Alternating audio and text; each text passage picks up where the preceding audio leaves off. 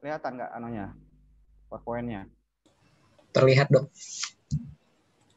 Ya kita intinya sih gini, saya juga agak bingung topiknya ini. Ya, kontributornya nggak ngajak saya, materinya juga jadi aneh-aneh ya. Kalau kita ngomong emergensi, tetapi dalam subtopiknya itu ada nefropati hipertensi, itu agak aneh. Akut kidney injury itu agak aneh. Nefropati hipertensi itu, saya kan konsultan ginjal, jadi saya tahu benar isi dalam jeroannya.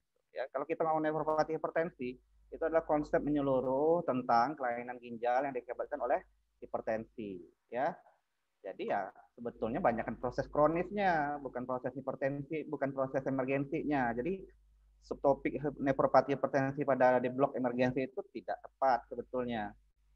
Ya, jadi kalau kita ngomong ya sebetulnya ya ngomong aja bilang bahwa emergensi pada nefrologi hypertension ya. Jadi apapun itu semuanya. Tapi kalau kita ngomong nefropati hipertensi itu adalah proses yang sebetulnya adalah proses kronis sebetulnya ya. Kondisi patofisiologis, patogenesis bagaimana hipertensi itu menyebabkan gangguan daripada ginjal sehingga dianya akan mengakibatkan chronic kidney disease ya. Pada beberapa part dianya nanti memang sebetulnya ada juga ada kondisi akutnya emergensi, tetapi sebetulnya itu adalah bagian kecil daripada bab nefropati hipertensi ya. Jadi ya, yang sebetulnya sudah masuk dalam pembahasan hipertensi emergensi, ya hipertensi krisis hipertensi sebetulnya. Begitu juga kalau kita bilang akut kidney injury itu ya hanya sebagai kecil kondisi akut kidney injury itu yang masuk dalam kondisi emergensi ya. Tidak, kita tidak membayangkan bahwa akut kidney injury itu pasti semuanya emergensi, tidak, bahkan hanya sebagian kecil saja. Makanya saya bingung juga nih, ya. Ada konsultan ginjalnya di Unila, tapi malah saya tidak diajak kontributor. Tahu-tahu diajak, tahu-tahu dikasih tahu cuma 2 hari sebelumnya. Itu pun gantiin orang. Jadi siapa yang mau saya marahin? Kayak gini nih kalau orang yang berkepentingan, orang yang punya potensinya malah nggak diajak.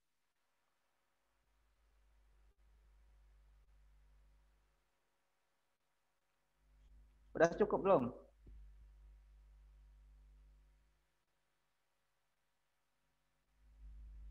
Berapa orang sudah?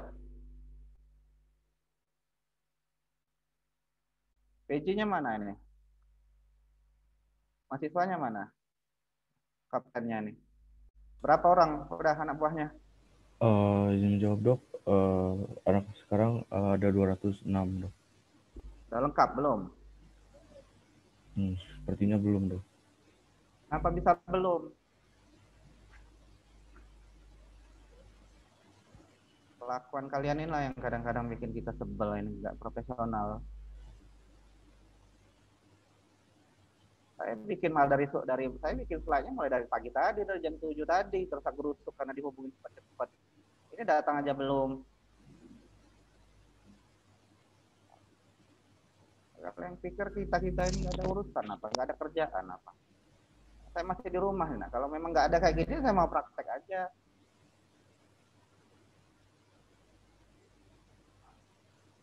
Kalau marah-marah kayak gini kan nanti, oh dokter Ade tuh marah terus kerjaannya.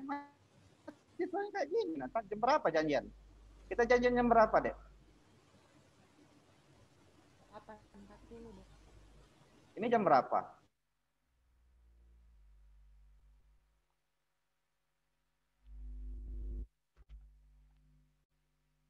Ini kalau misalnya bukan offline, bukan online, udah offline, kalau saya ngajar di diklat dia duduk sana, itu saya kompetensi itu sebetulnya banyak ya.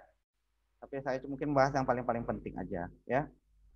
Kalau kalian membayangkan ada orang ya, katakanlah urim kreatinnya naik, katakanlah urimnya 100, kreatinnya 6 misalnya, atau katakanlah urimnya 200 lah, kreatinnya 7 misalnya, tinggi banget itu kalau kalian nggak belum hafalannya. Kemudian dia sesak, apa yang kalian terbayang? Ini kenapa nih orang sesak dengan urim kreatinnya yang tinggi?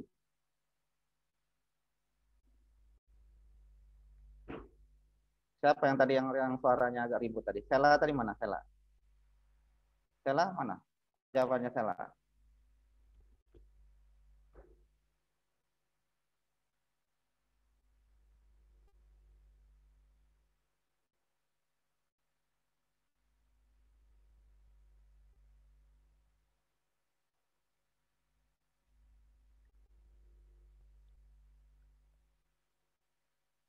jadi angiotensin 2 dan akan terjadi hipervolemi dan ventrikal kirinya gagal pompa, Dok. Jadi patofisiologinya berhubungan sama sesak pada gagal ginjal kronis, Dok. Ya, jadi sesaknya pada kenapa? Sesaknya kenapa jadi pada orang-orang yang kreatin tinggi? Katakanlah dia CKD diterima. Izin menjawab, mungkin ada edema paru, Dok.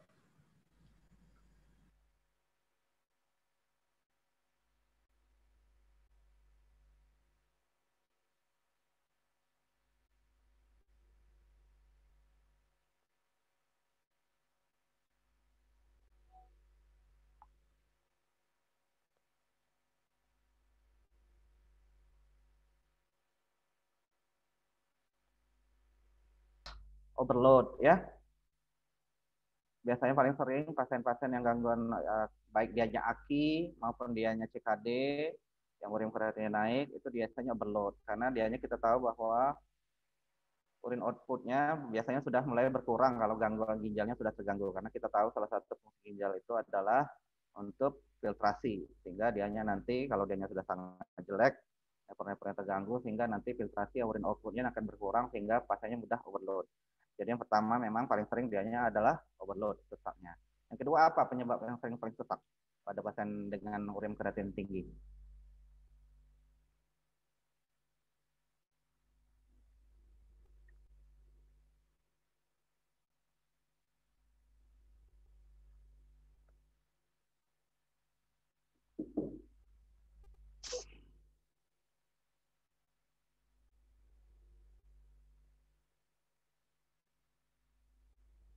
Ngomong kaitannya dengan ginjal. Orang ginjal dengan CHF ya banyak. Tapi orang CHF aja tanpa ginjal tetap sesak. Kalau dianya tadi, seperti saya bilang tadi, karena dia filtrasinya sudah berkurang, urin outputnya sudah berkurang, sehingga dia mudah lebih overload. Sehingga kalaupun dia ada CHF, tambah mudah dia terjadi overload. Ya, selain overload, selain airnya numpuk, apa? Izin menjawab, Dok. Siapa nih? Saya, monggo. Mungkin karena adanya asidosis metabolik karena sistem buffer pada ginjal terganggu. Tidak terganggu ya. Ya, jadi memang sudah gitu. Nanti kalian baca tentang sistem buffernya lagi ya. Gitu ya. Bagaimana terjadi gangguan, kenapa dia terjadi metabolik asidosis ya. Jadi bahwa pada orang-orang gangguan ginjal dia terjadi gangguan daripada metabolisme sehingga dianya bikarbonatnya numpuk ya, ada gangguan situ antara gangguan anhidrase dan filtrasi daripada bikarbonatnya oleh urin juga terganggu sehingga bikarbonatnya biasanya mulai berkurang. Ya kita lihat kalian ini yang aja reminding aja. Ini metabolik asidosis kita lihat bahwa pasti pH-nya mana? Kalau metabolik asidosis itu kita tahu bahwa pH-nya berkurang, HCO2-nya juga sangat rendah biasanya ya, kadang-kadang bisa bawah 10, ya normalnya sekitar 22-an. Tapi kalau dianya sudah bawah, biasanya sangat rendah, bawah 10-an. Nah, itu bisa kita sudah mulai pikirkan metabolik asidosis. PCO2-nya juga ikut rendah. PCO2-nya ikut rendah karena kita tahu bahwa dianya mau berusaha kompensasi. Ya, jadi dianya berusaha mengeluarkan PCO2 ya. Jadi kalau kalian lihat dianya pasiennya sesak, apa tipe napas pada metabolik asidosis?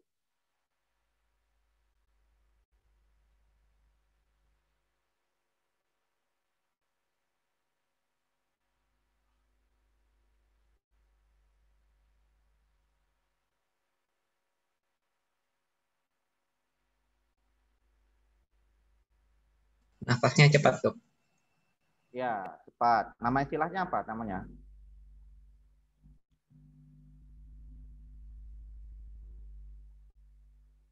Apa nama istilahnya? Pernafasan Kussmaul, Dok. Ya, pernapasan Kussmaul. Pernapasan Kussmaul itu gimana?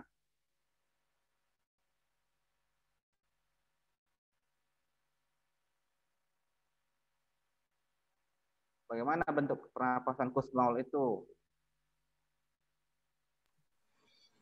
Dalam dengan frekuensinya normal atau semakin kecil, Dok. cepat dan dalam ya pernapasannya ya. Ini sudah di screenshot ya.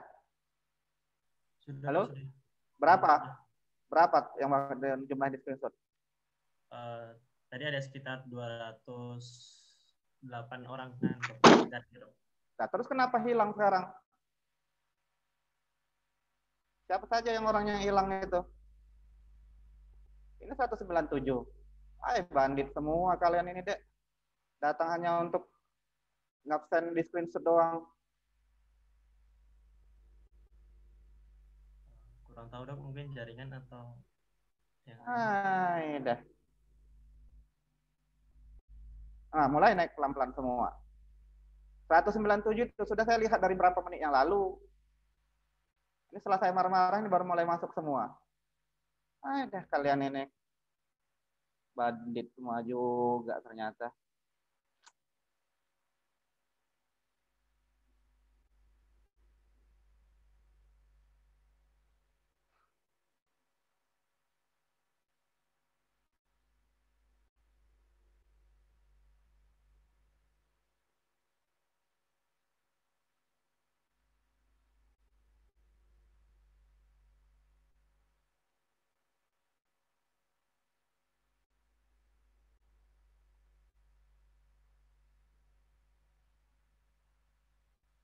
Saya bisa baca bagaimana kalau kalian temu angka-angkanya ya. Misalnya katakanlah pH-nya 7,2. Nah, di sini. Kemudian kita lihat HCO3-nya katakanlah misalnya 8.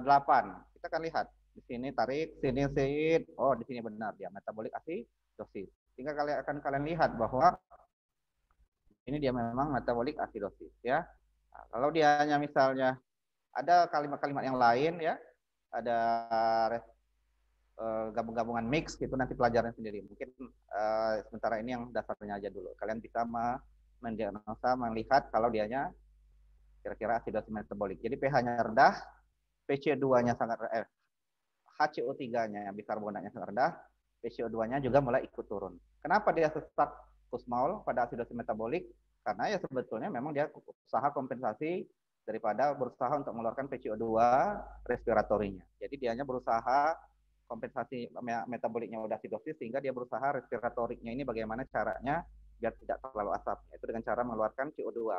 Dianya dengan Kussmaul cepat dan dalam itu berusaha mengeluarkan PC2 sehingga lama-lama PC2-nya turun sehingga pH-nya kemudian nanti akan pelan-pelan akan berusaha naik kalau PC2-nya mulai turun ya. Ini etiologi metabolik asidosis yang kalau kalian lihat kita membahasnya pada renal failure ya. Biasanya memang karena akumulasi organik ion ya, fosfat sulfaturia juga semacam, tapi juga biasanya memang karena HCO2-nya juga ya. Bagaimana kita terapi pada pasien-pasien dengan asidosis metabolik ini? Tentunya kita secara klinis ya, kalau pasien sesak, Kussmaul, urem tinggi, kita harus curiga bahwa ini asidosis metabolik. Kemudian tentu langkah apa lagi yang harus kita kerjakan untuk diagnosisnya? Diperiksa apa? Zahra, diperiksa apa untuk cek metabolik asidosis? Mau minta pemeriksaan apa?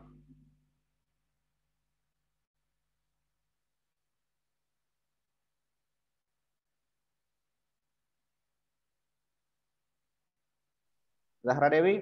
Dok, analisis gas darah. Ya udah, periksa AGD aja ya, periksa AGD-nya ya. Saya nggak tahu kok dikasih nggak untuk cara ngambil di arteri ya. Nanti akan kalian lihat pH-nya, PCO2-nya, HCO3-nya ya. Base excess-nya ya. Nanti kalian coba juga sebetulnya hitung anion gap, tetapi kita cara sekali lintas saja. Nanti sebetulnya ada bab sebetulnya tentang asidosis metabolik yang lebih lengkap sebetulnya. Kita kalau dia memang asidosis metabolik ya, kita biasanya kita kasih kalau dianya bikarbonat intravena itu kalau pH-nya sudah sangat rendah. Biasanya pH-nya tuh kurang dari 7,2 atau HCO3-nya kurang dari 10 kayak gitu ya.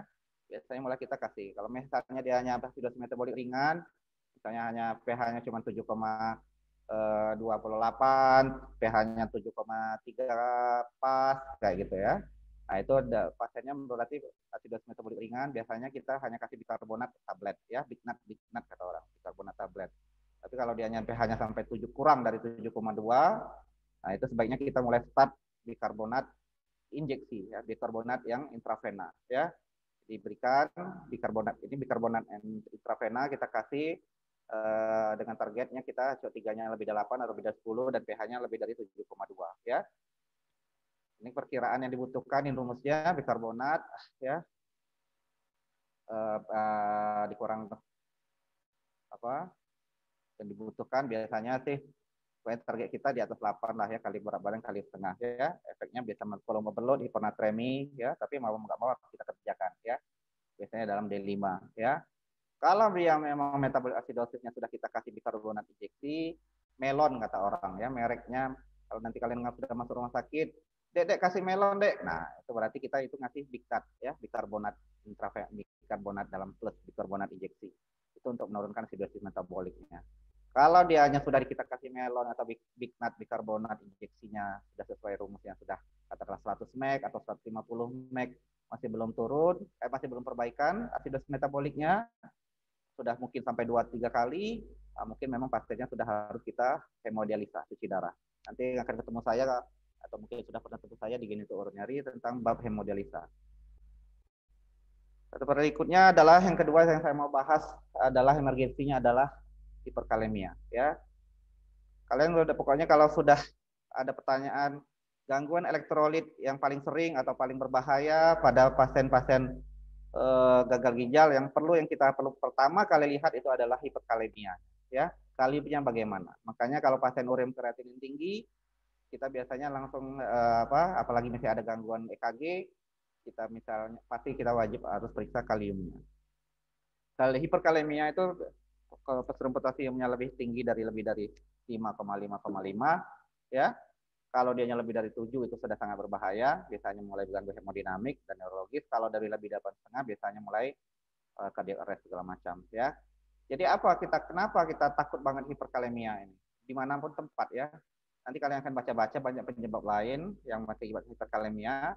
Tapi pada pasien-pasien dengan gangguan ginjal, baik dianya akut kidney injury ataupun pasien dengan chronic kidney disease, kita memang sebaiknya monitor kaliumnya, ya, apalagi kalau memang sudah ada tanda klinis.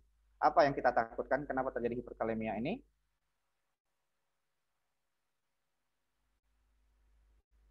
Siva Putri, kenapa kita takut hiperkalemia ini?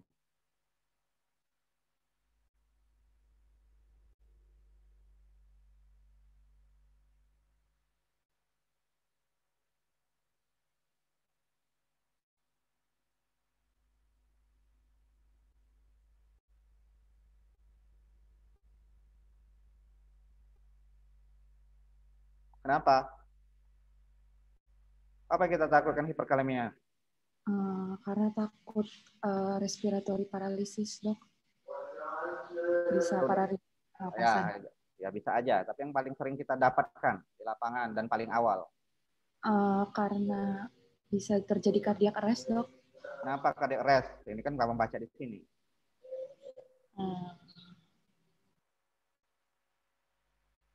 Kenapa? Hiperkalemia itu bikin apa yang kita takut?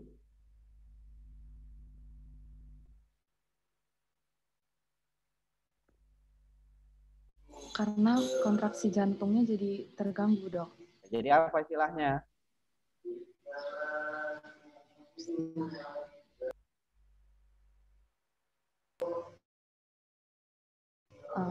Hipokontraktil. Dah. Ya aritmia lah, ya. Iya, dok, maaf, dok. Jadi aritmia, ya. Jadi dia bikin gangguan aritmianya, ya. Itu kita ujian nasional kita waktu mau jadi penyakit dalam zaman dulu itu tuh laki-laki dengan penurunan kesadaran, kemudian didapatkan EKG sebagai berikut. Nah, kita harus tahu EKG-nya kalau sudah calon spesialis penyakit dalam. EKG-nya ternyata adalah PT lah, ventricular tachycardia. Jadi masuk deh ke ranah dianya ACLS dengan PT, ya. Nah, apa yang kamu rencanakan berikutnya? Kan kalau kita lagi ujian board itu kan biasanya kita berseri. Ada kasus, apa yang permintaan yang kamu lakukan, nanti baru akan keluar soalnya berikutnya. Berikut lab yang keluar. Jadi ada nilai. Setelah lab keluar, ada pertanyaan lagi. Baru dikeluarkan lagi pertanyaan berikutnya. Itu untuk dalam satu kasus.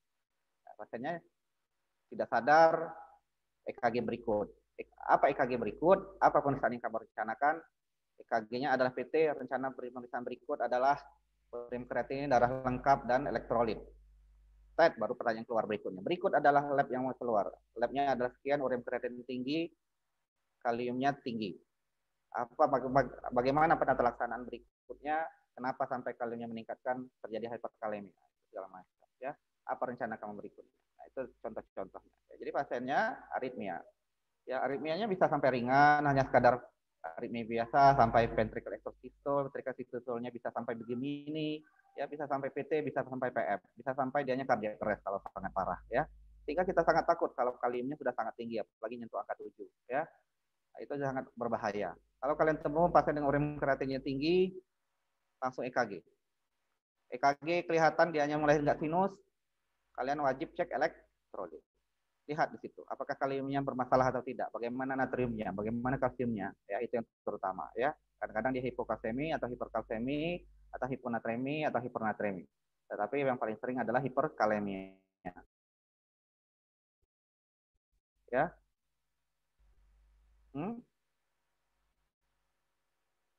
Nangkap? Oke, bagaimana kita menata laksananya? Kalau ada pasien dengan kaliumnya yang rendah, misalnya hanya meningkat, kita tahu tadi bahwa kaliumnya kita bilang hiperkalemia itu kalau dianya lebih dari 5,5, ya. Kalau 5,5 sampai dianya di bawah sekitar masih 5,6 atau 6,5 itu masih agak ringan, ya. Biasanya kita kasih kayak salad aja, ya. Merek dagangnya kalau kalian nanti ketemu di rumah sakit itu nanti ada sering kalau kalian dengar ada dokternya minta kalitik, ya, tulisannya kalitake. Minta kalitik saset 3x1, nah itu isinya kayak salad, ya. Dianya adalah menurunkan total body kalium, ya, dengan cara exchange natrium dengan kalium di usus, ya. Itu dengan oral. Itu kalau pasien-pasiennya dengan hiperkalemia yang ringan di bawah 6,5-an, ya.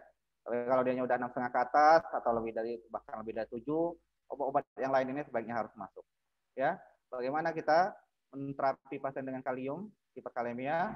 Ya kita kasih kalsium glukonat, ya 1-2 ampul diencerkan, ya.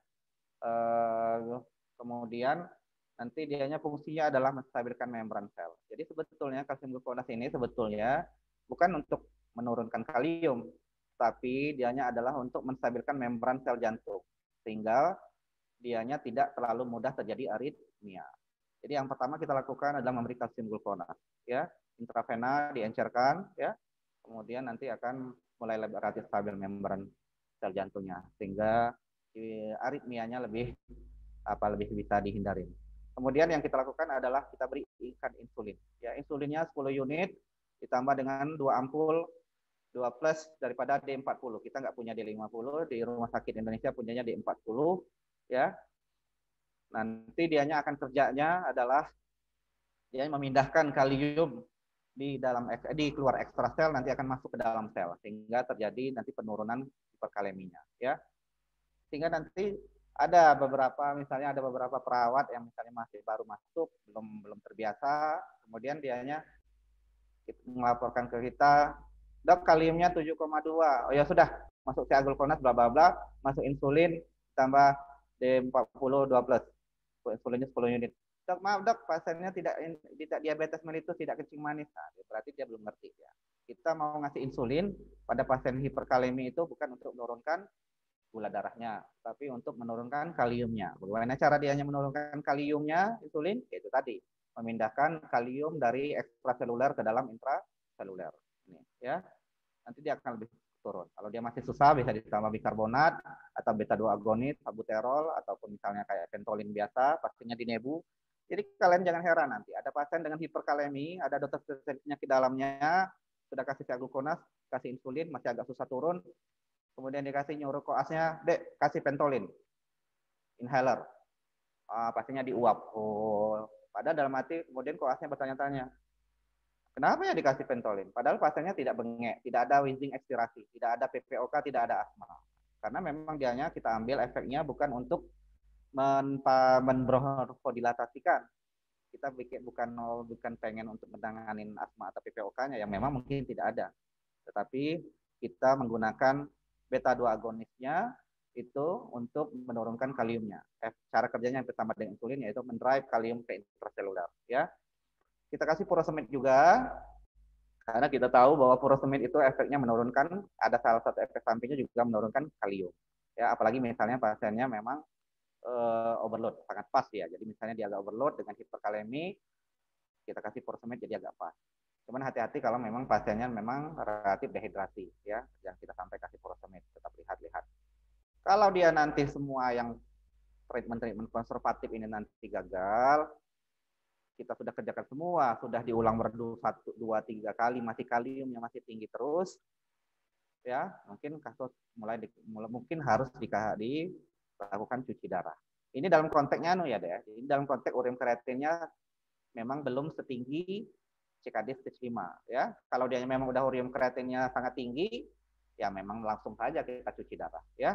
Kalau memang ureumnya udah 200, kreatinin 7, ya sambil kita nunggu cuci darah, ini tetap dikerjakan, tetapi ya kita nggak usah nunggu-nunggu lagi mau coba konservatif dulu ya. Kalau ureum kreatinin yang sudah tinggi, memang sudah menyentuh angka-angka harus cuci darah, ada hemodialisa, ya memang kita kerjakan saja hemodialisa. Nanti kalau dia sudah di hemodialisa, nanti kaliumnya akan turun. Nah, nanti dalam rangka kita mempersiapkan cuci darahnya itu mungkin agak lama, masih 8 jaman lagi, masih periksa lab atau masih malam, dianya pasiennya baru datang. Nah itu kita sambil nunggu cuci darah besok paginya, kita kerjakan yang mana kita bisa, kita berikan obat-obat ini untuk menurunkan kalium. Ya, nanti besok paginya di cuci darah, setelah cuci darah nanti kaliumnya akan turun. Bahkan kadang-kadang kalau misalnya kita bisa langsung cuci darah, kita hanya sempat kasih CA glukona saja, kemudian pasiennya langsung cuci darah, kaliumnya nanti akan turun sendiri semua. Ya, jadi cuci darah ini ya obat utama kalau dianya pasiennya sudah sangat berat pada pasien ginjal. Sekarang ada pertanyaan nggak antara asidosis metabolik dengan hiperkalemia pada gangguan ginjal ini?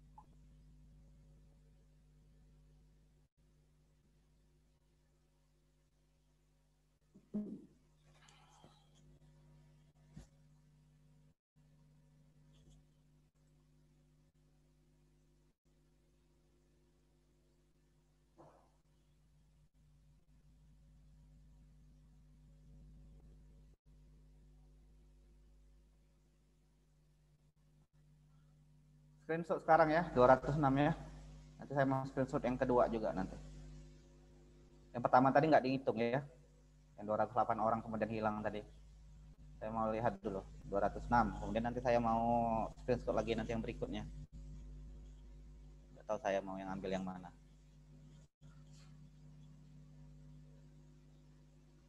Nanti saya akan cek nanti ke bagian penyakit dalam sama bagian di Unila nanti, yang mana yang kalian kasih. Tambah harusnya dek kalau kayak gini nggak perlu dek, kayak ngajarin anak kecil, kayak giring anak TK gitu. Kayak nggak butuh kalian. Padahal tinggal ini aja. Ya susahnya itu ya, yang kayak gini nih, didik mahasiswa yang kayak gini ini. Ya. Tatkala dosen yang ngomong kayak gini nih, kemudian langsung dilabelin bad teacher, bad lecturer, nggak enak. It's okay aja.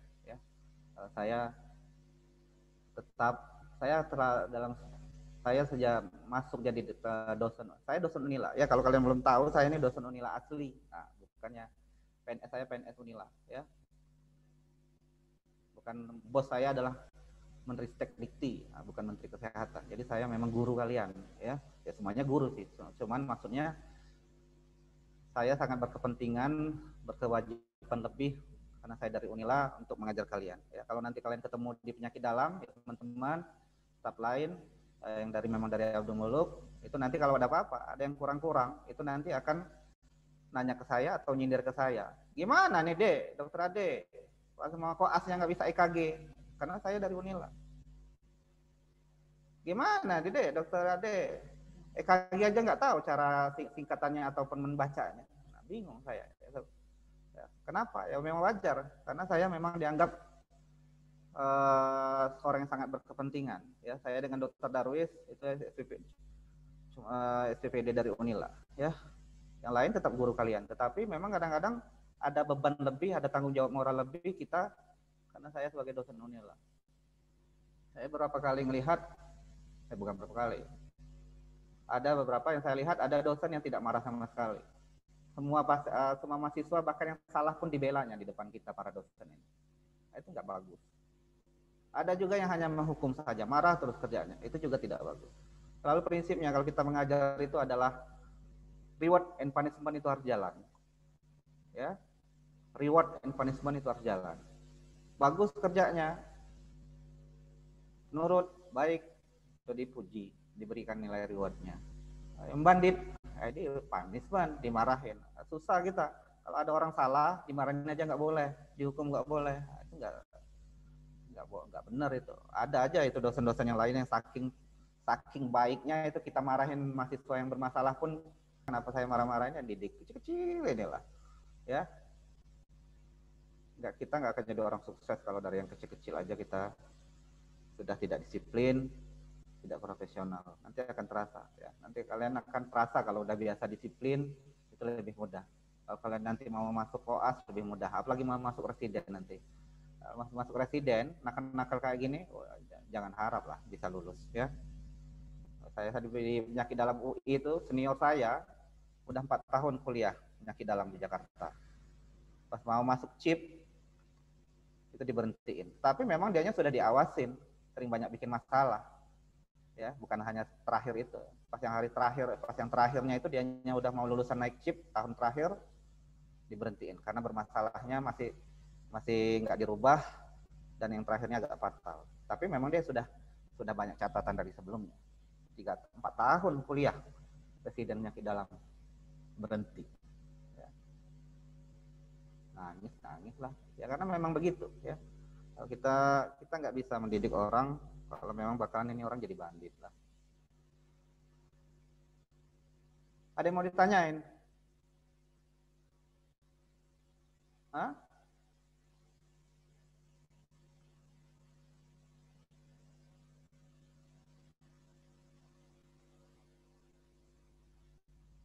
Nanya lah satu minimal. Masa nggak ada yang mau tanya?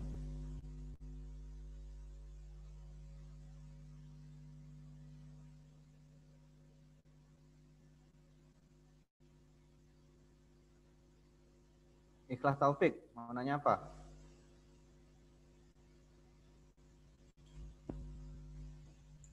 Tidak, Dok. Belum ada pertanyaan, Dok.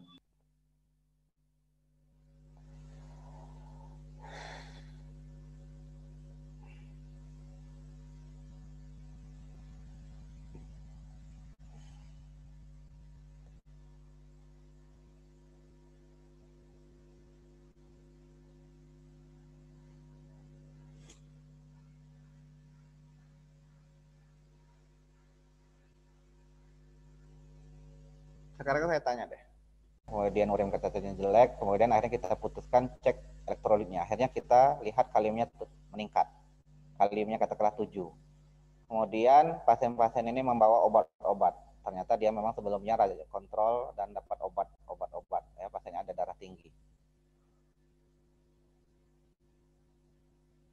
Nah, Taufik, kamu tahu nggak kira-kira obat darah tinggi apa yang kira-kira bisa bisa ada efek sampingnya, dia meningkatkan kalium pada pasien gagal ginjal, pada pasien dengan gagal ginjal, sehingga kita harus mungkin stop dulu sementara. Kalau pasiennya kita dapatkan hiperkalemia dan sedang mengkonsumsi obat-obat tersebut, kaliumnya sedang tinggi. Apa? Obat apa? Obat hipertensi apa yang kita harus coba stop kalau kita lihat dia ada, kalau kaliumnya tinggi?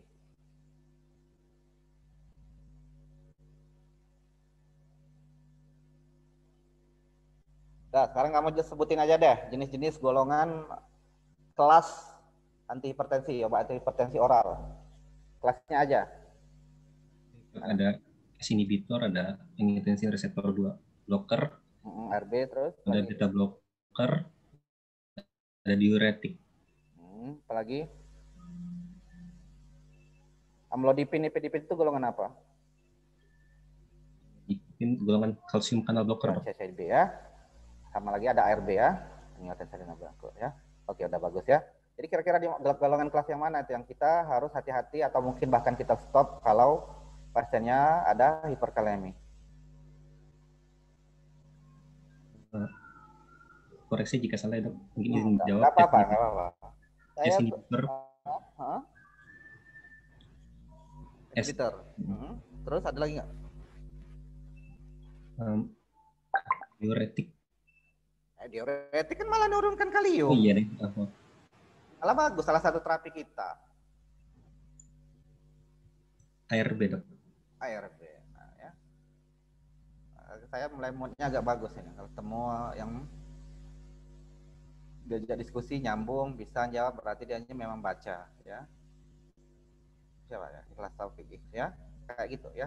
Dan setiap saya ajak diskusi, walaupun saya kayak marah-marah kayak gini, jawab aja, salah nggak apa-apa, ya. Dan saya kontak, ya lah, gaya saya yang ngajar ini, enakan saya ngajak diskusi, lebih masuk, lebih tahu jalan ceritanya, kalian tahu apa yang bisa dibayangkan, asal baca teori, cuma baca aja deh.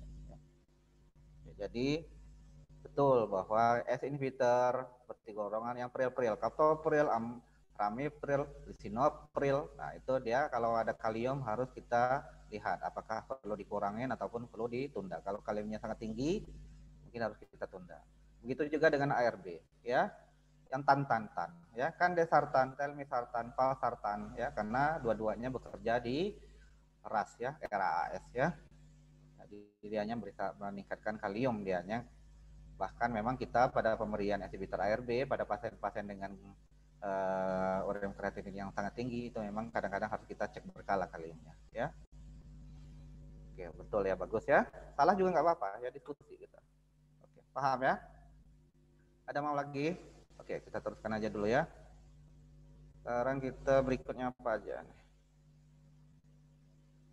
Oke, sekarang kita mungkin menyinggung dikit tentang hipertensi, karena saya mau mulai masuk krisis hipertensi. Ya, kita tahu bahwa ini masih dipakai Genesi 7. Ya, kalau Genesi 8 itu sebetulnya lebih ke arah algoritma penelaksanaan, tetapi klasifikasinya masih pakai Genesi 7, normal per 120, stage 2, beda 110, beda 100 ya. Sebetulnya ada beberapa lagi, untuk yang di Indonesia pun sebetulnya udah ada, dia bahkan ada lebih di angka agak beda sedikit ya. Kapan kita bilang hipertensif krisis atau krisis hipertensi, ya? Jadi hipertensif krisis atau krisis hipertensi itu terbagi menjadi dua, yaitu hipertensi emergensi dan hipertensi urgensi. Itu kalian harus pahamin dulu. Bahwa kalau kita ngomong krisis hipertensi itu ada dua, yaitu adalah hipertensi emergensi dan hipertensi urgensi, ya.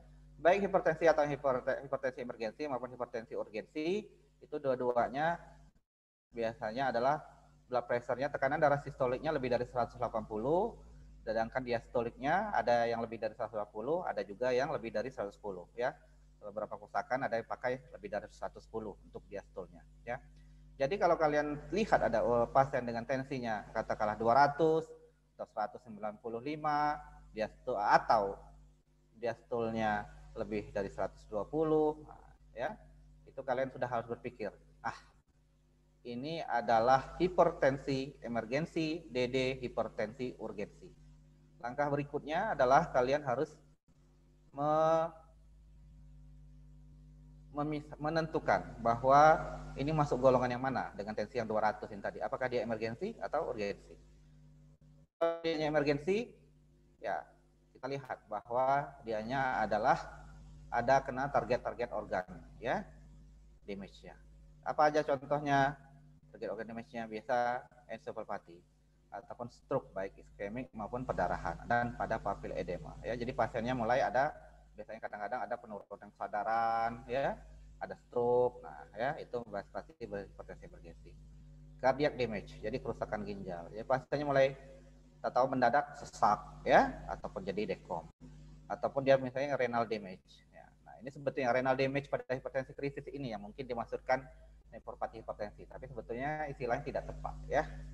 Nefropati hipertensi itu adalah term yang lain yang lebih luas, yang lebih mencakup sebetulnya baik kronis maupun akut.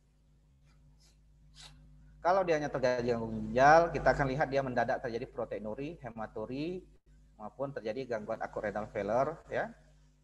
Dan ada ini yang menyebabkan hemolitik dan macamnya bereklampsi juga masuk ya. Tetapi kita harus lihat bahwa kondisi-kondisi tersebut adalah kondisi-kondisi yang mendadak terjadi yang sebelumnya tidak ada.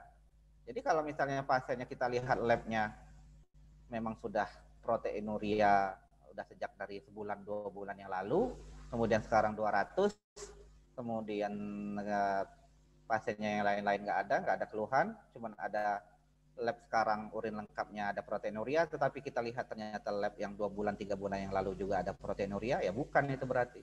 Ya, yang dimaksud adalah proteinuria hematurianya ini adalah baru mendadak terjadi berkaitan dengan tensi yang tinggi tersebut. Ya, kalau dia udah lama ya bukan. Ya, kalau dia tidak ada gangguan target organ tersebut, pasiennya anteng-anteng aja, ketemu di poli, ketawa-tawa, Bu, tensinya 200. Ada keluhan? Nggak ada, Dok. Sengir. Mata mendadak kabur nggak ada. Sakit dada nggak ada. Sesek nggak ada. Ya sudah. Ini bahwa ini kemungkinan adalah hipertensi urgensi. Paham? Sekarang ada yang mau ditanya nggak tentang definisi ini dulu? Izin bertanya, Dok. Monggo. Perkenalkan, Dok, nama saya Beni Wibowo dengan FM 1718011098. Yang ingin saya tanyakan ini, Dok, kan untuk hipertensi emergensi sama hipertensi urgensi ini sama-sama di atas 180 atau diastolnya di atas 120 atau 110.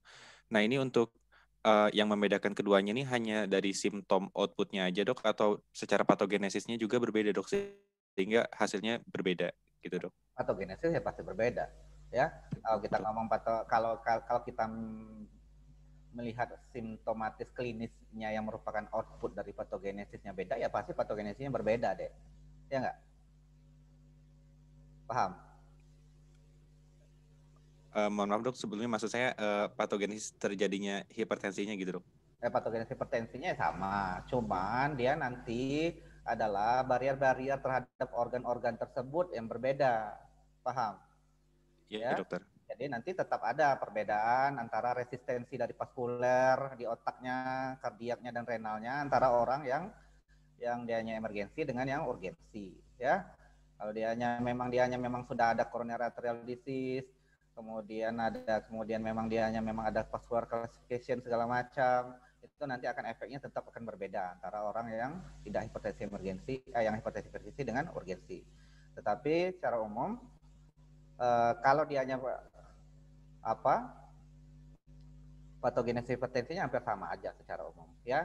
Tetapi memang ada sedikit perbedaan sebetulnya kalau kita lihat dari konteks hipertensi itu sendiri, ya, tanpa maksudnya dalam konteks dianya merusak organnya. Tentu adalah hipertensi emergensi ini adalah dianya kondisinya tentu akan jatuhnya lebih akutnya lebih cepat, ya. Yang hipertensi urgensi ini biasanya memang dianya relatif lebih slow atau lebih sedikit kronis sebetulnya, ya. Kalau kita lihat, Bu, yang ibu-ibu yang hipertensi urgensi yang tenang tadi, berapa tensi? 190, Dok. Diastoliknya berapa nih? 100 atau 9 atau 100 katakanlah. Pasiennya biasa-biasa aja, ya. Kalau kita bicara tentang konteks hipertensinya, ini pasien very likely itu prosesnya sudah kronis. Jadi dia kalau kita telusuri ke belakang 2, 3, 4 hari yang lalu ataupun mungkin kita sudah semingguan ini tensinya di atas 180 itu memang sudah terjadi. Paham? Jadi dianya relatif lebih kronis. Jadi pasien orang-orang ini biasanya memang dianya yang tensinya yang hipertensi yang lebih dari 180 ini biasanya memang sudah lama. Biasanya sudah berhari-hari kayak gitu. Nah, yang hipertensi emergensi ini most likely dianya karena memang dianya merusak organnya sangat kuat, ya dianya terjadinya memang lebih drastis dibandingkan yang urgensi. Jadi biasanya dianya mungkin 48 jam yang lalu dianya tidak begitu tensinya, mungkin hanya 160 atau 150. Kemudian 6 jam yang lalu dianya whatever itu ada faktor pencetusnya, mungkin karena stres atau mungkin apakah ada trauma ataupun mungkin ada juga infeksi mendadak ataupun gangguan metabolik yang lain ataupun yang lain. Nah, itu langsung ataupun misalnya dianya lagi ada chest pain, misalnya lagi ada kardiaknya atau lagi mulai ada acute coronary syndrome. Nah, itu semuanya meningkatkan simpatis segala macam. Akhirnya RAS-nya juga akan teraktivasi segala macam, tapi peristiwanya berlangsung sangat cepat. Sehingga dianya mungkin dalam konteks dianya belum 24 jam yang lalu dianya masih di bawah 180, cuma 150 apa-apa. Kemudian tahu dia mendadak cepat banget langsung 200. Nah, itulah yang biasanya menyebabkan terjadinya gangguan target organ. Paham ya? Paham yang nanya tadi? Iya dok, terima kasih dokter. Oke ya, bagus pertanyaannya ya. Jadi begitu dia rata biasanya yang emergensi ini biasanya lebih kondisi akutnya memang lebih akut ya intinya ya. Kalau yang urgensi ini biasanya memang orangnya ada anteng-anteng. Kalau kitanya lihat di catatan-catatan sebelumnya, kita lihat bahwa 2 minggu ada papan berapa minggu yang lalu itu juga biasa-biasa aja, dia kadang-kadang naik turun antara 180, 190, balik lagi 160, kemudian ngulang lagi 190, 180, naik lagi, apalagi pasiennya bandel. Nah, itu pasiennya biasanya urgensi. Tapi biasanya emergensi ini biasanya memang yang mendadaknya ini memang akut, sangat akut ya, biasanya baru berapa jam yang lalu ya. Biasanya baru 24 jaman. Oke, sekarang ada yang tahu bagaimana terapinya, beda antara terapi dua tipe ini, emergensi dan urgensi ini?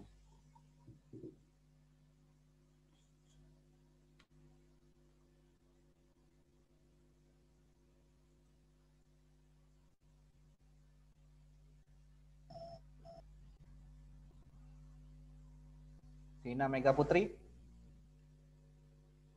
Mana Sina Mega Putri? Iya dokter. Mana gambarnya? Kameranya lagi rusak dok. Ah, ya, mau saya beliin.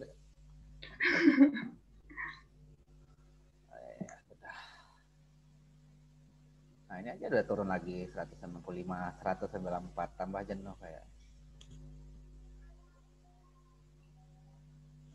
Ya, siapa aja mau aja lah dek.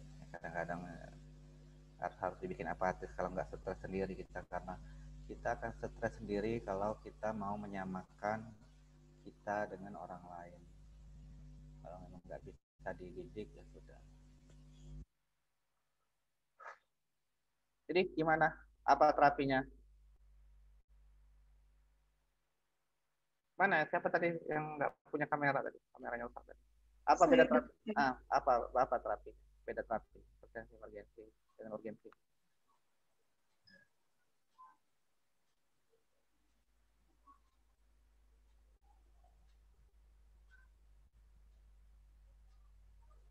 Kurang tahu dokter.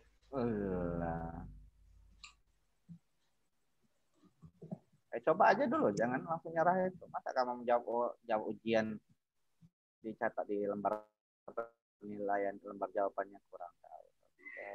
Mungkin kalau yang hipertensi emergensi kita kasih terapinya intravena dok. Kalau yang urgensi dikasihnya oral aja. Siapa namanya tadi? Sina dok. Orang mana Sina? Orang Lampung. Kayak ngomongnya kayak orang Sunda, kayak orang Kuningan di Sunda itu. Bukan? Ada orang bawa Sunda nggak? Enggak ya? Ya, sebetulnya benar ya bahwa terapinya emergensi ya intravena, urgensi oral. Kenapa? Karena yang emergensi harus kita turunkan cepatnya. Ya.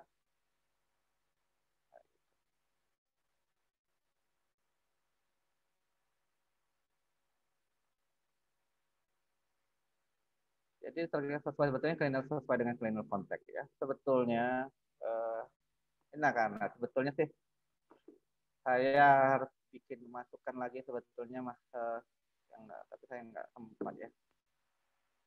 Atau kita coba lihat aja, kita nggak. Kalau masih sempat saya coba carikan yang berdasarkan pembagiannya. Kalau yang terbaru yang ACC-AH American dari American itu mereka ada gejala yang lebih baru itu mereka sudah agak bedakan. Kalau dia hanya untuk yang aorta diseksi ya, diseksi aorta itu mau nggak mau kita harus lebih drastis ya. Hitungannya tidak sampai jaman, tapi menit. Itu kalau untuk diseksi aorta ya. Karena kalau nggak nanti pecah dia aortanya ya. Jadi ingat ya, kalau memang ada diseksi aorta hitungannya tidak jaman, tapi menit kita harus langsung turun cepat. Nah, biasanya di ACC-AH juga sudah ada pembagian berdasarkan misalnya dianya stroke hemoragik dengan stroke iskemik, itu adalah algoritma yang lain.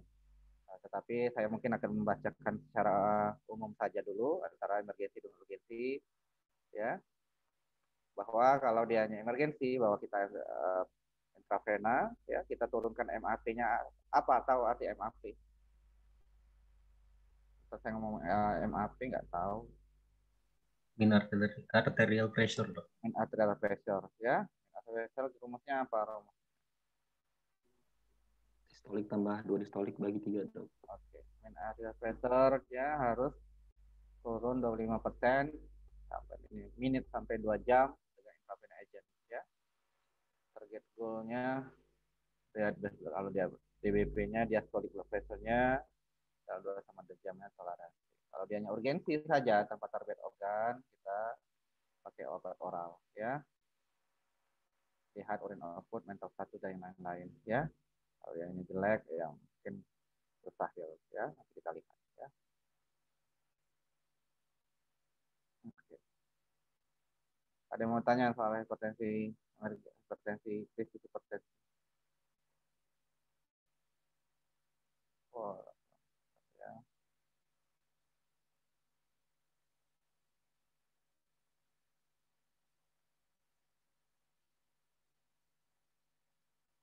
Terus.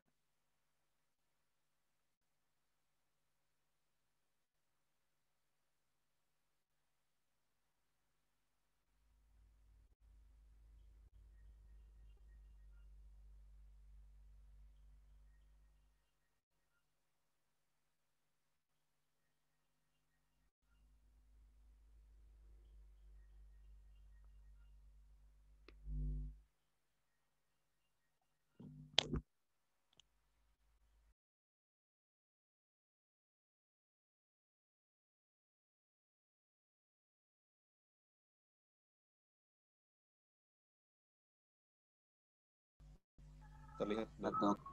Oke ya, jadi ini obat-obatannya ya. Yang kita paling sering kita di rumah sakit ya nicardipin inilah ya. Nicardipin, bisa juga diltiazem ya. Nicardipin ini mereknya ya misalnya Perdipin ya. Ataupun kalau kemudian bisa juga pakai Herbesser isinya diltiazem, intravena. Yang lain-lain agak susah kita temukan di Indonesia ya. Paling sering kita pakai nicardipin ataupun diltiazem ya mereknya, misalnya Herbesser berobat pula ini merek itu juga. Kalau dia hanya oral ya captopril, salbutamol, clonidin, hydralazine karena memang efeknya lumayan cepat ya, karena dia sehari. Clonidin juga bisa ya. Itu kalau dia hanya pakai yang untuk oral, yang untuk urgensi.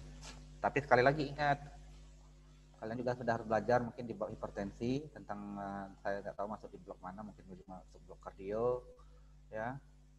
Ya, kapan kita menggunakan, baca-baca lagi kapan kita menggunakan langsung kombinasi ya. Ada yang tahu kapan kita menggunakan langsung obat kombinasi?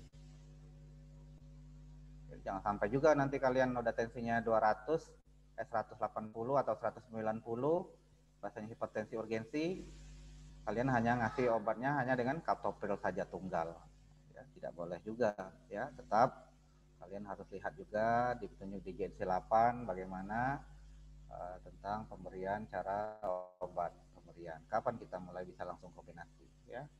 Kombinasi kalau dia hanya target blood goal-nya itu lebih dari 20 mm Hg ya, kita bisa langsung kasih double ya, atau istilahnya kalau mau ya kira-kira lebih dari hipertensi grade 2 sudah mulai bisa kita langsung double ya. Apalagi kalau dia udah hipertensi urgensi ya. Jadi jangan sampai pasien hipertensi urgensi kalian cuma ngasih obat darah tingginya cuma satu macam, langsung double ya. captopril 3x25 ya. Misalnya ditambah dengan misalnya mau memakai nifedipin boleh, mau memakai amlodipin boleh. Nifedipin 4x10, amlodipin 1x10 boleh ya.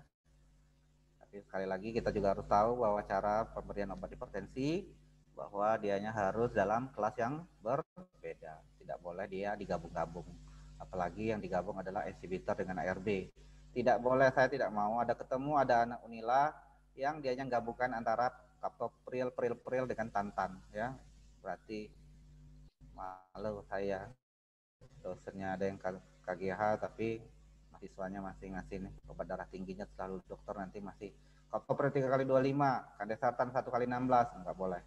Tidak boleh antara pril dengan tantan digabung ya. Inhibitor tidak boleh digabung dengan ARB. Ya.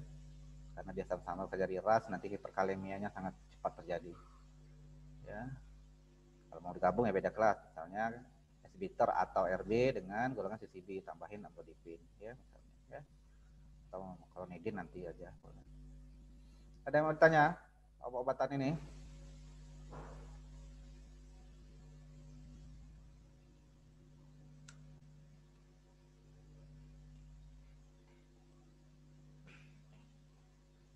Ada yang mau tanya? Oke, sekarang saya masuk ke pada blok ini sebenarnya sama aja dengan slide saya di blok ini itu urinary. Cuman ya nggak tahu diminta acute kidney injury pada emergency. Ya, berarti saya mungkin lebih membahaskan penekanannya apa dalam konteksnya emergensinya apa.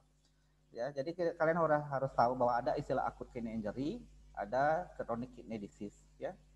Jadi bahwa dianya ada acute kidney injury kalau zaman dulu itu seolah-olah gagal ginjal akut, acute renal failure, tetapi kemudian diganti istilah itu sekarang dengan acute kidney injury, cedera ginjal akut.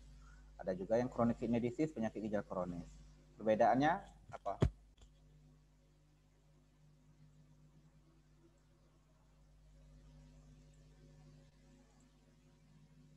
Anggi Marta, apa beda acute kidney injury dengan chronic kidney disease?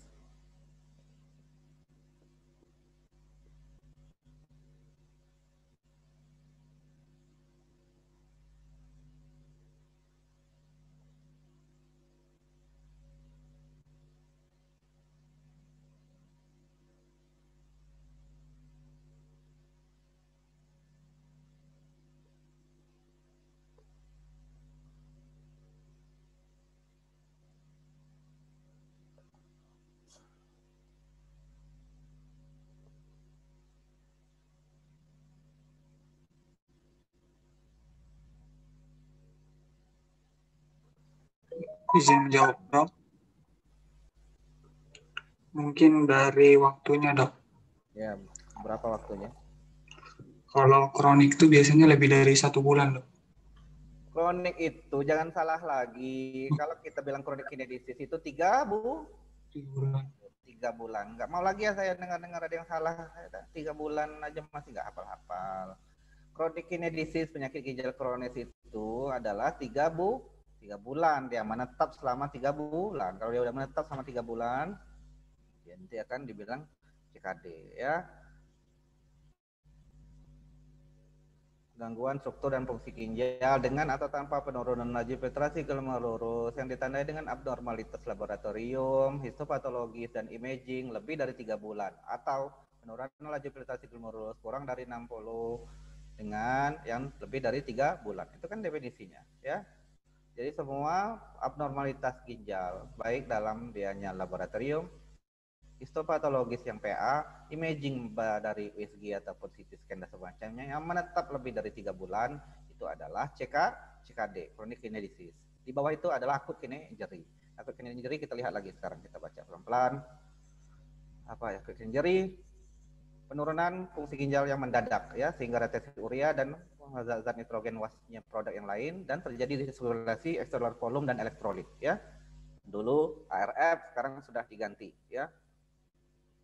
Jadi ini berdasarkan 2012 Kadigo, AKI itu peningkatan kreatin lebih dari 0,3 gram miligram dalam 48 jam atau peningkatan kreatin lebih dari 1,5 kali di baseline ya yang diduga terjadi dalam kurun 7 hari sebelumnya ya atau urin volumenya kurang dari setengah cc per kilogram berat badan per jam dalam 6 jam. Ini adalah kriteria AKI ya. Jadi bahwa ada kondisi-kondisi ini adalah AKI. Nggak ada lab sebelumnya, ya. Nah, itu nanti akan kita belajar lagi sebetulnya di blog ini urinary yang lengkap tentang bagaimana perbedaan AKI dengan CKD. Saya sekarang nggak terlalu fokus ke arah situ dulu. Saya mau membahas soal, jadi begini, ini kan kita blok emergensi. Jadi sebetulnya tidak tepat masuk topik AKI ini sebetulnya. Jadi kenapa baik AKI maupun CKD itu ada komponen-komponen yang tidak emergensinya, tetapi ada juga komponen emergensinya. Dan dua-duanya mirip. Tatkala dianya ada gangguan ginjal, yang akan terjadi adalah retensi daripada racun-racun dan air berlebihan. Sehingga kalau racun-racun ataupun zat-zat yang berlebihan yang tidak baik ini nanti akan terlalu numpuk, sangat berlebihan, baik itu air maupun zat-zat tersebut, baik urium, kreatinin, elektrolit, segala macam, itu nanti itulah yang jadi nanti akan kalau dianya klinisnya berat itu akan menjadi emergensi, ya. Tadi sedangkan manifestasinya baik mau walaupun dia AKI itu kalau dianya udah sangat jelek kondisi ginjalnya, ya, jadi walaupun dianya mendadak, ya. Contoh AKI ini begini aja deh. Kalau orang CKD itu kan orang DM, ya, lama, kan memang prosesnya lama, ya, bertahun-tahun dianya CKD-nya, kreatinnya lambat-lambat naik. Kalau AKI ini kan orangnya asalnya normal, ya, mahasiswi Unila yang dilemparkan ke tebing, di bawah tebing misalnya oleh pacarnya, kemudian ketahuan 3 hari 3 malam nggak makan nggak minum, baru ketahuan urin kreatinnya naik, nah, ya, uriumnya katakanlah 200, kreatinnya 7, nah, itu kayak lab orang CKD itu. Dan nggak ada lab sebelumnya, tapi kita nggak perlu lagi ngomong bahwa ini CKD atau bukan. Kita akan tanya, ada nggak dia penyakit kronis? Nggak ada. Ada kelihatan tanda dehidrasi, ya sudah. Ini adalah suatu AKI yang sangat berat, acute kidney injury yang sangat berat, ya. Kalau dianya sangat berat, urin kreatinnya sudah sangat naik pada AKI, kondisi-kondisi tersebut bisa sama dianya komplikasinya dengan kayak pasien CKD yang berat, ya. Akan terjadi overload bisa, atau kalau memang dianya sudah retensi air, kalau dia nggak dehidrasi, ya, hiperkalemi juga akan bisa, ya, sama saja dengan pasien CKD, ya, kaliumnya bisa sangat naik. Dia bisa kalau uriumnya sudah sangat tinggi walaupun AKI, walaupun CKD uriumnya udah 200-an, bisa terjadi encephalopati uremicum, ya. Jadi pasiennya nggak sadar-sadar. Itu semua adalah kondisi-kondisi emergensi yang yang perlu ditangani. Itu mengerti konsepnya, ya. Paham ya? Paham nggak sampai sekarang yang saya jelasin ini?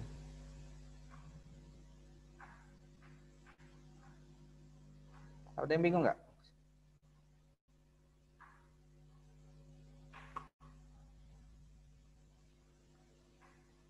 Aulia Berliana bingung nggak, Aulia?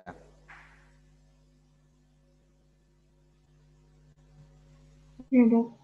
Apa yang mau tanyain? Cukup, Dok. Cukup, ya.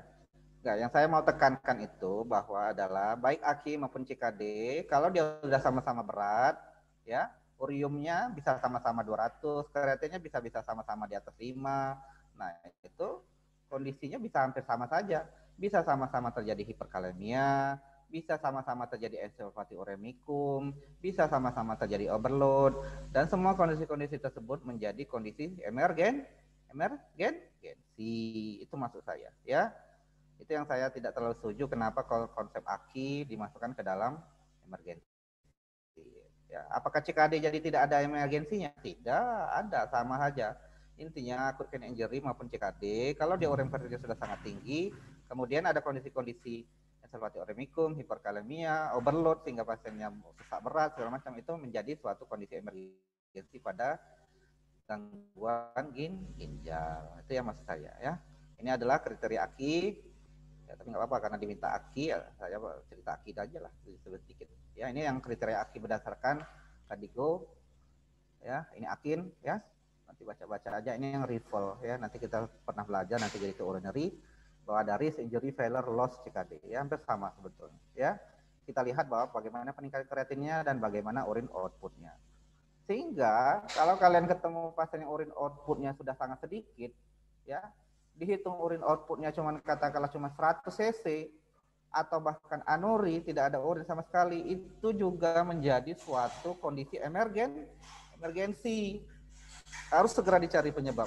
Apa dianya? Kenapa urinnya tidak ada? Apakah prerenal yang kurang, cairannya kurang? Apakah kemudian ada yang nyumbat, obstruktif sehingga harus dipasang kateter? Ya? Ataukah memang sudah ginjalnya udah terganggu? Nah, itu harus dicari ya. Karena walaupun dia urin kreatininnya tidak terlalu tinggi, tapi kalau urin outputnya sangat jelek, oliguri parah atau bahkan anuri, yakin aja dia dalam beberapa hari ke depan nanti urin kreatinnya akan tambah meningkat. Ya, akhirnya malah nanti jadi benar-benar jadi jelek kondisinya kalau udah encephalopathic uremikum. Ini adalah refill, kriteria berdasarkan refill, risk, injury, failure, loss, and stage. Di sini menggambarkan bahwa kalau AKI itu tidak ditangani dengan baik, dia akan bisa menjadi CKD, ya, end stage kidney disease lebih dari 3 bulan. Makanya kita harus bagus menangani pasien AKI. Jangan sampai semua pasien yang datang ke IGD dengan ureum kreatinin tinggi, itu kalian anggap semuanya langsung CKD, kemudian langsung kalian terapi kayak orang nyanyian CKD yang biasa. Langsung dikasih furosemid, asam folat, bignat. Padahal pasiennya ternyata malah dehidrasi.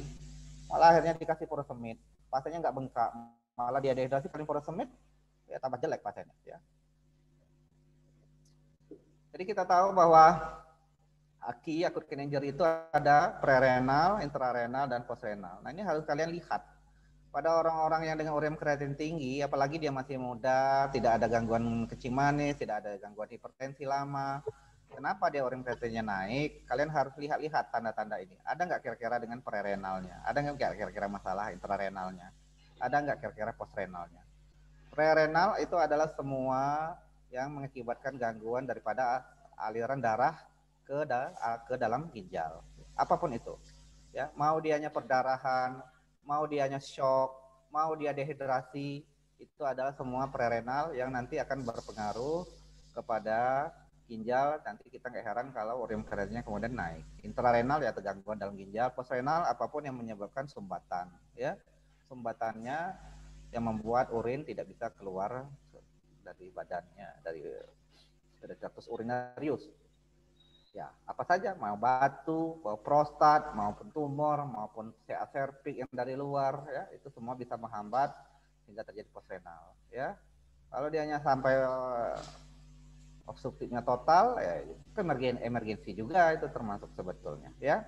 Pasiennya nanti akan terganggu ginjalnya, harus segera dirilis cepat, ya. Mau dia yang pasang kateter ataupun mau dioperasi prostatnya atau operasi batunya atau mau sementara pakai sistostomi dulu kalau orang urologi, ya, ditusuk suprapubiknya untuk ngeluarin airnya kalau memang nggak bisa dipakai kateter. Nah itu semua untuk dalam konteks untuk menyelamatkan, melancarkan alirannya sehingga ginjalnya tidak cepat rusak, ya. Kalau dia nyombatnya lama nanti akan jadi reflux balik ke atas ke ginjal sehingga hidronefrosis sehingga ginjalnya nanti akan terganggu dan ureum kreatinnya tambah naik.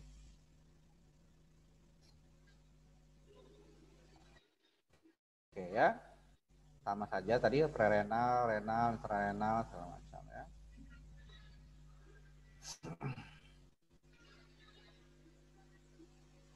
Nggak perlu saya bacain, ya. Nah, jadi saya hanya mau bilang bahwa kalau kita ngomong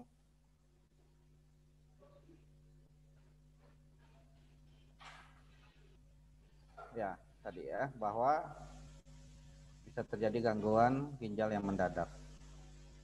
Ini jam berapa nih? 10 hampir selesai. Kemudian saya akan membahas berikutnya.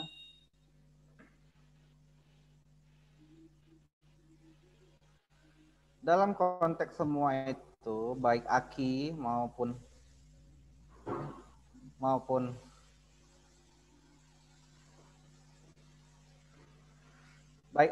CKD, ya, kita sudah tahu bahwa gangguan-gangguan ginjal itu dia bisa mengakibatkan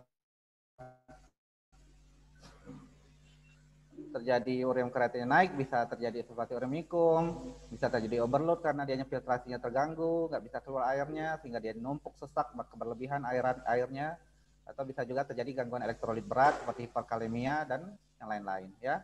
Nah, dia hiperkalemia yang berat, ya, ataupun hiponatremia, hipernatremia yang berat, ataupun hipokalsemia berat, ataupun dengan ensefalopati metabolik yang berat, maupun dianya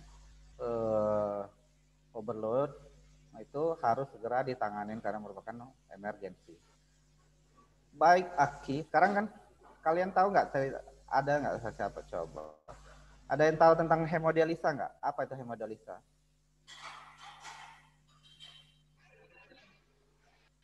Hemodialisa itu adalah istilahnya katanya kan cuci darah, ya. Hemodialisa cuci darah. Devi Julia, cuci darah itu dikerjakan pada pasien apa? Kamu tahunya? Pada gagal ginjal kronik, Dok. Atau pasien gagal ginjal akut yang sudah parah. Oke. Pada ginjal kronis yang stage berapa? Stage 5. Pintar, ya, bagus, pintar, ya. Jadi kamu udah langsung jawab juga pada Aki juga bisa, ya. Baru padahal mau saya simpan pertanyaan itu, tapi kamu udah pintar, ya. Jadi cuci darah itu bisa pada pasien CKD, tetapi yang stage 5, yang end stage renal disease, bisa juga pada Aki. Jadi yang cewek mahasiswa yang tadi yang normal aja ginjalnya, kemudian dia dehidrasi 3 hari 3 malam nggak makan minum, dicek ureumnya 250, kreatinnya 10 atau 8 tadi, ternyata pasiennya udah teler, udah nggak sadar karena ensefalopati uremicum, itu harus dicuci dulu sambil kita hidrasi, cuci darah dulu tetap, ya. Jadi pada pasien-pasien Aki yang stage 3 kita kalau pakai KDIGO 2012 itu pakai namanya istilahnya Aki yang stage 3, nah itu ada beberapa yang bisa harus cuci darah, ya. Cuci darah kalau dianya CKD stage 5, pasiennya sudah CKD stage 5 tapi pasiennya tenang, itu bisa kita cuci darah kan tidak terlalu situ atau tidak emergensi. Bisa kita planningkan, Pak, kita mulai pasang CDL dulu atau pasang semino dulu. Kita siap-siap, ya mungkin besok atau lusa kalau Bapak siap kita mulai cuci darah setelah kita pasang selang dulu di leher atau apa. Jadi persiapan dulu boleh, ya. Asal pasiennya tidak ada tanda-tanda perlu cuci darah emergensi. Kapan kita perlu cuci darah emergensi atau cuci darah situ, ya, baik pada Aki yang stage 3 yang parah tadi ataupun CKD stage 5. Nah, ini dia ya. Saya kasih yang mudah. A, I, U, E, U. Ingat aja dulu, ya. Jadi ini adalah kapan kita cuci darah yang urgensi atau emergensi, ya. Indication for urgent dialysis jika kondisi refraktori tidak berulang pada konvensional terapi, ya. Kita sudah coba, katakanlah kita atau masih coba konvensional terapi atau konvensional terapinya tidak berhasil, itu adalah A, asam basahnya asidosis metabolik, ya. E-nya adalah electrolyte disorder, yaitu hiperkalemia tadi biasanya, atau hiperkalemisemia juga bisa, ada tumolisis. I-nya intoksikasi metanol, ya, ethylene glikol, salisilat. Jadi kita ini yang paling sering dapat ini ya intoksikasi metanol, ya. Kalau sudah masa-masanya mulai deh, kita sering mulai kedapatan pasien-pasien dengan keracunan miras oplosan. Nah, ya, siap-siap aja kita kalau orang bagian ginjal ini malam-malam cuci darah situ, ya. Dok, lapor pasien IGD, kenapa pasiennya minum miras sekarang nggak sadar, minum oplosan. Oplosannya itu kan aneh-aneh tuh dikasihnya. Selain daripada metanol, isi-isinya selain alkohol, mending kalau sekadar alkohol doang. Kadang campurnya obat nyamuk lah, campur autan, aneh. Mau mabuk aja, mau maju aja nggak modal nyari yang murah. Akhirnya gitu. Ya, itu harus segera dicuci darah kalau dia hanya menyentuh syarat-syarat tertentu. Untuk keracunan metanol ataupun keracunan miras itu biasanya kita mau cuci darah kalau dianya asidosis metabolik ataupun memang dia udah ada gangguan retinopati, kita langsung pasiennya matanya mulai kabur. Dok, pasien yang keracunan nanonya tadi, keracunan mirasnya tadi sudah mulai kabur matanya, harus segera cepat dicuci darah.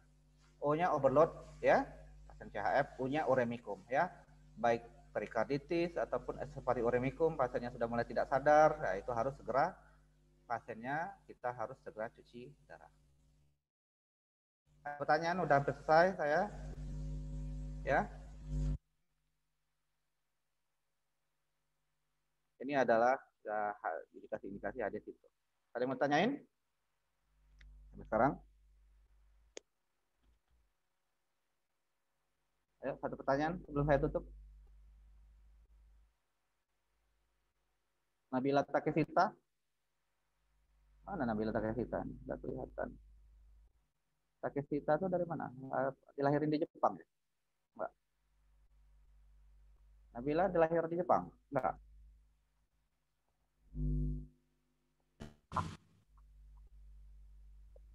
Nah, malah hilang Nabilanya.